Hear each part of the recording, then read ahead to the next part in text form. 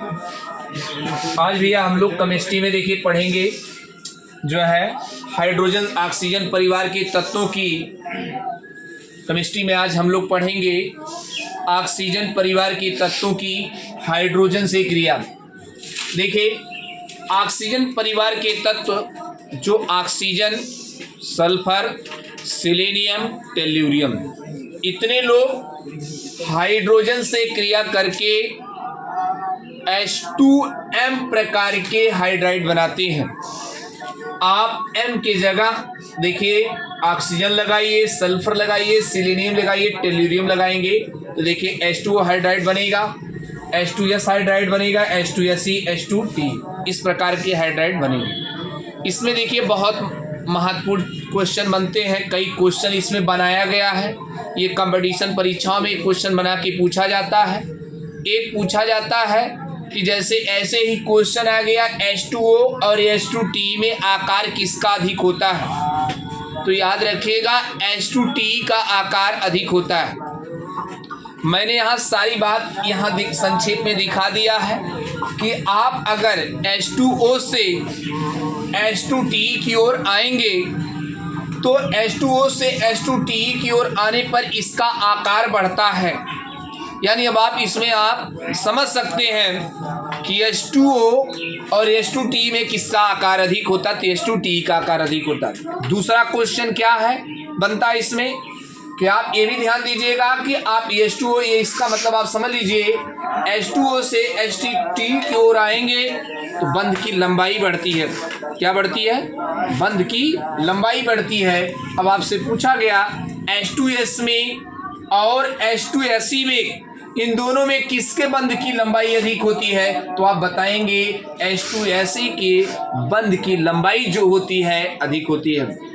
अगला क्वेश्चन क्या बनता है, आगे ध्यान दीजिए, H2O से H2T की ओर आएंगे तो बंध ऊर्जा घटती है। बंध की लंबाई बढ़ेगी लेकिन बंध ऊर्जा जो होती है वो घटती है।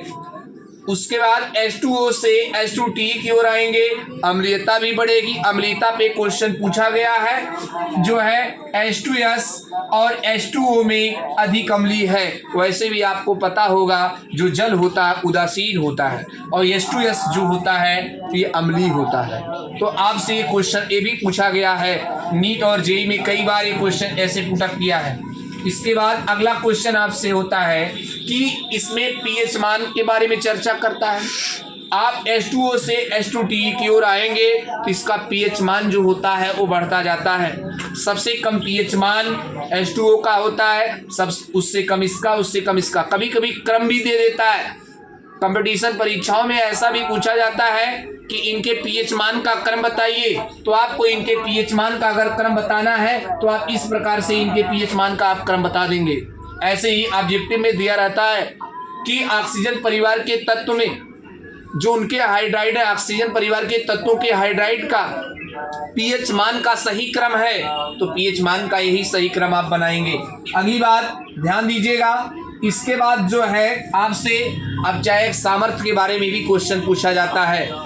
H2S, ऐसे भी देखिए H2S और H2SE में प्रबल अपचायक है तो याद रखिएगा H2S और H2SE में अधिक अपचायक सामर्थ्य किसकी होती है, H2SE की होती है। ऐसे भी क्वेश्चन मतलब आपको मैंने पहले बता दिया H2O से H2T की ओर आप आएंगे तो अपचायक सामर्थ्य बढ़ेगा, तो इसका मतलब H2S और H2SE है। तो H2S पहले है, H2SE बाद में है, तो अब H2SE की अपचायक सामर्थ्य अधिक होगी। अगला क्वेश्चन तापीय सामर्थ्य में भी देखिए, आप अगर H2O से H2T की ओर आएंगे तो अब तापीय सामर्थ्य घटती जाती है। देखिए तापीय सामर्थ्य ऐसे घटता है, तापीय सामर्थ्य।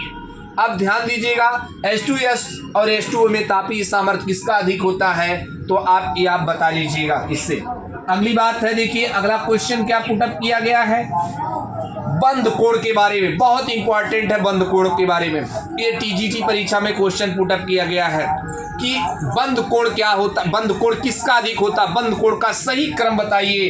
तो याद रखिएगा बंध कोण जो होता है वो याद रखिएगा घटता जाता। बंध कोण अगर आप इधर से इधर आएंगे ये बंध कोण घटता जाता है।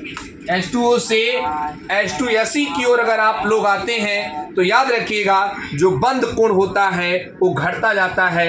H2OE का आप जानते हैं बंद कोण 89 अंश होता है और जो H2O होता है उसका बंद कोण 104 अंश 5 मिनट होता है। ये बात ध्यान दीजिएगा, बंद कोण बहुत इंपॉर्टेंट है। H2O और H2O H2SE में बंद कोण किसका अधिक होता है, ऐसे ही सिंबल को ऐसे ही क्वेश्चन दिया हुआ है तो याद रखिएगा H2O का जो बंद कोण होता है वो क्या नाम है, अधिक होता है, और H2T का जो बंद कोण होता है वो कम होता है। H2T का बंद कोण मैंने आपको बता दिया 89 अंश होता है और H2O का बंद कोण जो होता है 104 अंश कितना मिनट होता है, 5 मिनट होता है। इसके बाद अगली बात है, ध्यान दीजिएगा, इसमें एक क्वेश्चन ये पूछा जाता है कि जो है H2O का क्वथनांक अधिक क्यों होता है। आप देखिए क्वथनांक के बारे में ज़्यादा चर्चा है।